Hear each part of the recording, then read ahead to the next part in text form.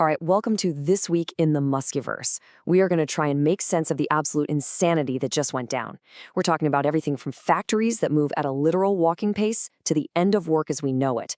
And, of course, the AI brain that's supposed to tie it all together.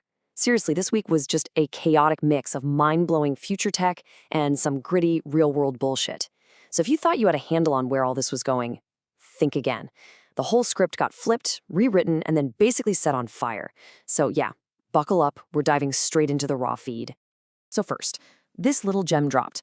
A car factory where you could literally just walk alongside a car as it's being born. Not flying out the door like bullets, just a casual stroll. We're gonna get to how in a second, but just let that image sink in for a minute.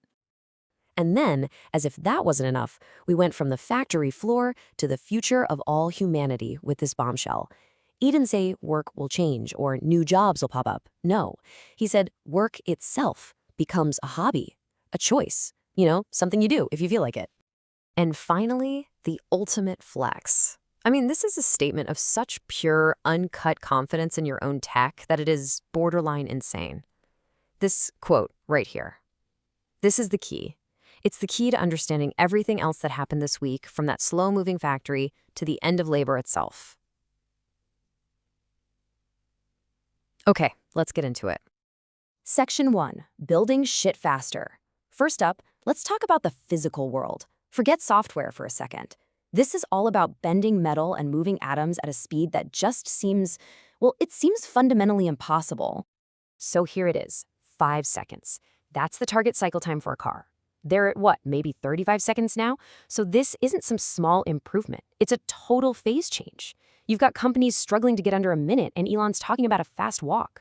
How the hell is that even possible? Well, it all comes back to first principles, doesn't it? Always. He doesn't see a factory as a bunch of assembly lines on a floor. He sees it as a 3D cube of space. And he asks, how much of this cube is actually doing useful work? And the answer is a shockingly tiny amount. So first, you densify it. You pack everything in, shrink the distance all the parts have to travel, and then you crank up the speed.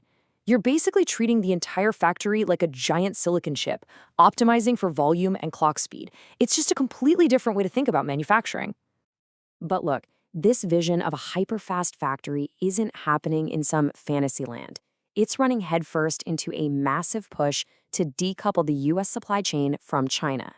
Tesla is now telling its suppliers they need to build parts for US cars without any Chinese components, and they need to do it in the next year or two. This adds a huge layer of complexity and, frankly, cost. They're scrambling to replace things like LFP batteries. So this push for radical efficiency, it's not just some cool engineering puzzle. It's an absolute economic and geopolitical necessity to fight off the margin pressure that's coming. All right, Section 2, the AI brain game. Let's shift from the physical factory to the digital brain that's going to run the whole show. The machine that makes the machine is now being powered by its own custom silicon. Okay, the AI-5 chip. Big news this week. The timeline got pushed. We're not expecting high-volume production until mid-2027. So what does that really mean? It means Hardware 4 has to carry the water for a lot longer than anybody thought. It means the Cybercab is launching on Hardware 4. And the biggest tell of all, it means Tesla is insanely confident that Hardware 4 is good enough to get to unsupervised full self-driving. If they weren't, they'd be rushing some piece of shit AI-5 out the door. But they're not. They're taking their time. And that speaks volumes. But here's the real bombshell from the AI-5 update.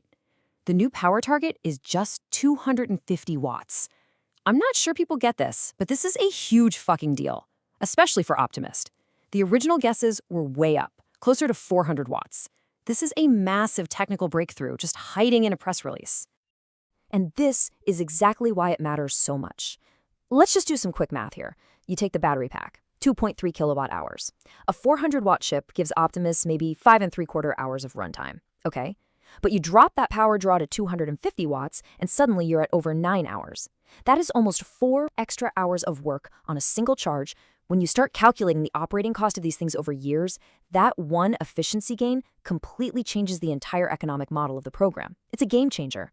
Which brings us to this whole CapEx debate. You've got critics, right, looking at Tesla's financials and saying they're not spending enough, they can't be a real AI player. This quote just shows why that is a fundamentally brain-dead take. The big cloud guys have to build these billion-dollar data centers for inference. But Tesla's inference compute, it's distributed across millions of cars that people like you and me already paid for. It's a customer-subsidized, vertically integrated network. Of course, their CapEx doesn't look like Google's. Their whole architecture is different, and honestly, it's way more capital efficient. Section 3, the end of work. So, we've got these hyper-efficient factories. We've got this crazy powerful, low-power AI. Where the hell is this all going? Well, this week, we got the clearest picture yet of the endgame. And there it is, the grand vision. This isn't about a new product. It's about fundamentally rewiring human society. Musk is basically arguing that the only way to kill poverty and create true universal wealth is through an abundance of labor. Labor provided by AI and robots. He's talking about a world of post-scarcity, where money itself might not even matter anymore. It is some wild Isaac Asimov-level shit. But what's really cool is that we got an immediate counterpoint from NVIDIA's Jensen Huang at the very same event. He sees things differently, at least in the near term.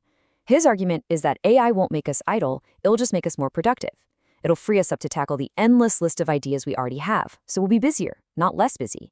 He even pointed to radiologists. Everyone thought AI would replace them, but now we're hiring more of them because the tech lets them do their job better. It's just a fascinating debate between two of the most important people on the planet. And that leaves us all with this question, right? Is the future Musk is painting some kind of paradise? Or does a world without the need for human struggle lead to, well, a different kind of hell? Do we lose our purpose when we don't have to work? I don't know the answer, but it's a question we're all going to have to start grappling with, probably a lot sooner than we think. Okay, Section 4, FSD, the ghost in the machine. Let's pull back from that philosophical cliff for a second and look at the actual product that's on the road today.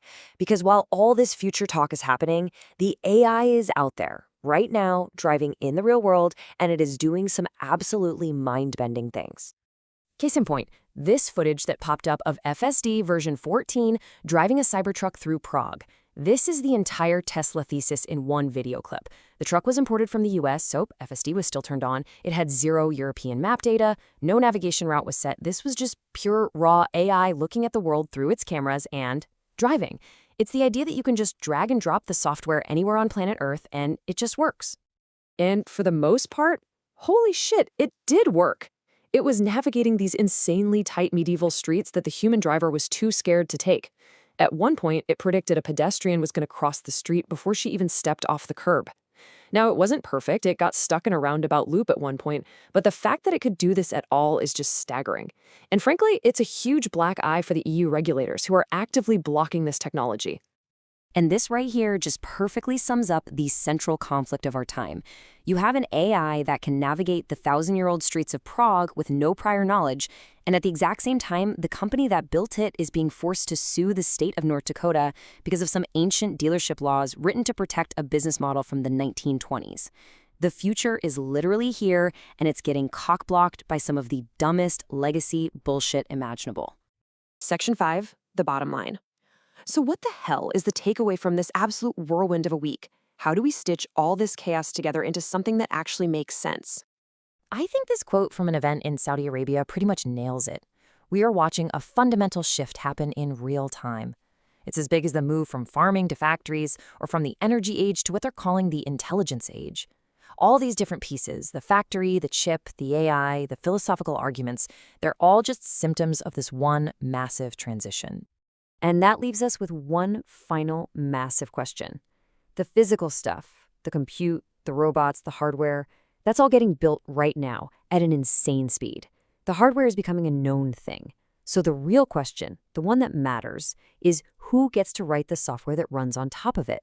Who defines the values, the goals, and the rules for this new age of intelligence? That's the real battle, and it's just getting started. Think about that.